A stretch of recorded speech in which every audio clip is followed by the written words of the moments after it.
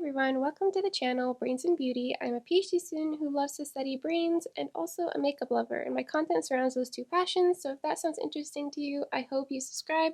But let's get right into the video today.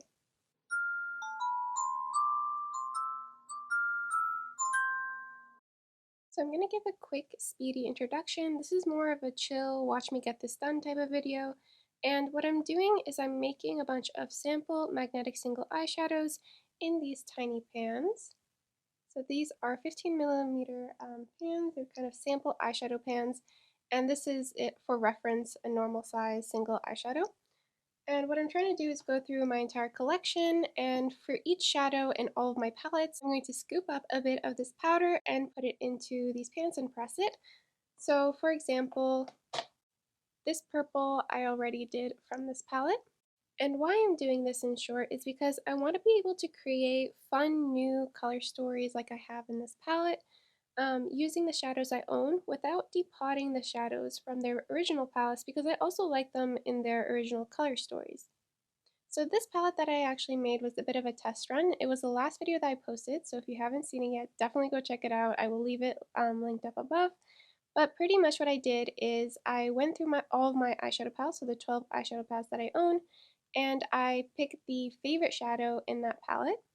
And then I just kind of was curious how the color story would form, and it was so much fun, and I absolutely love this kind of half warm, half cool tone palette. I loved playing with it. I did several looks with this. Overall, it was just a great experience. And I have learned a lot from doing this, and now I want all of my eyeshadows in this form. From doing this process, what I found out, and you can see in the last video how much product I took from each of the original pans and put it into here and then pressed it. I only did one layer of pressing, so I just scooped up until I felt it was kind of full and then pressed it. So each shadow doesn't have that much powder in it, so I can show you. It's definitely not full, so you can see that there.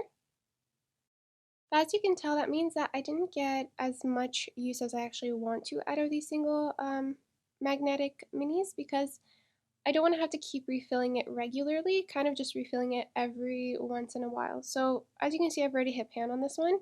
So for the rest of the eyeshadows I'm going to be doing today, I'll probably do 2 to 3 layers of each of these. So I'll scoop up enough to kind of fill the pan, press it, scoop up again, fill the pan, press it. So that would be 2 times. That's likely what I'm going to do for the shadows today. Another thing that I learned from from the video that I did last time with this palette is that you can definitely just wipe off your spatula between each of the matte shadows just on a napkin and then go in with another matte shadow, but you shouldn't do that between the sparkly shades and the matte shades, because as we know with sparkles, they get everywhere and you actually need to wash the spatula between your sparkly shades and your matte shades. So when I scoop, you'll see as I go through all the palettes, if there's mattes and shimmers in a palette, I'm going to do the mattes first and then go wash this off and then do the shimmers. So that's kind of the game plan for today.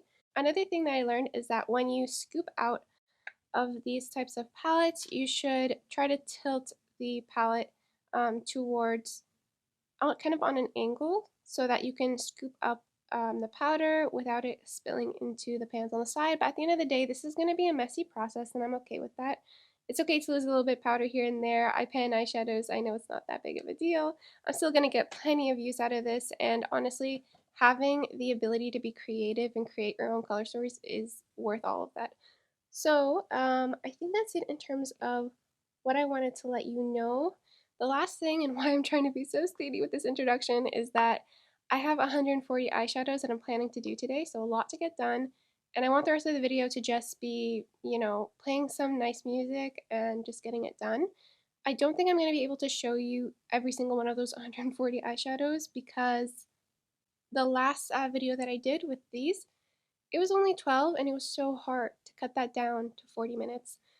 So I'm just not going to be able to do that with 140 eyeshadows.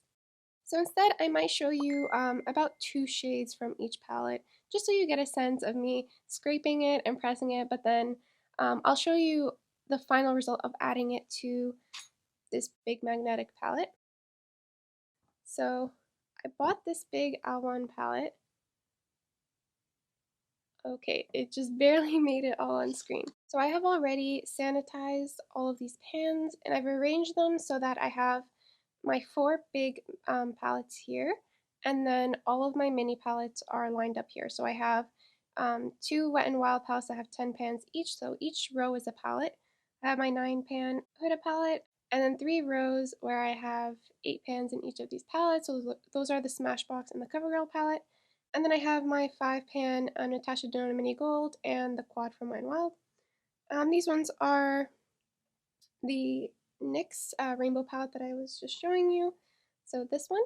And then I have the 2 Urban Decay palettes that I own, the Vice 4 and then the Urban Decay Heavy Metals palette. And then lastly I have the Huda palette, and this is supposed to have 3 more shades in it, but there's one kind of concealer cream shade and 3 glitters, and I won't be moving them here. I'm just moving all my eyeshadows here. So that's pretty much it in terms of what I'm going to be doing. I'm leaving these 2 magnetic palettes. I originally had bought these thinking I would be able to fit everything in here, but I'm going to leave this one for the shadows that I create myself. So on my channel, I also actually mix shadows to create new colors, and this is to dupe the Myrte color story. So I'm going to leave these magnetic smaller palettes just for these kinds of eyeshadows. So I'm going to put this back because there are 2 here. I have the Myrte green and the e.l.f. Meant to be pellet green. I'm going to put back in here. Oh, and I guess I forgot to mention, but these 2 kind of lone ones, I might at the end, depending on how I'm feeling. I have some single shadows that are not magnetic that I could also get more use of, I feel like, if I had them in these single kind of mini sample eyeshadow form. So I might do that at the end, but that's basically it. I'm going to get started with this Ultimate Rainbow Matte Palette.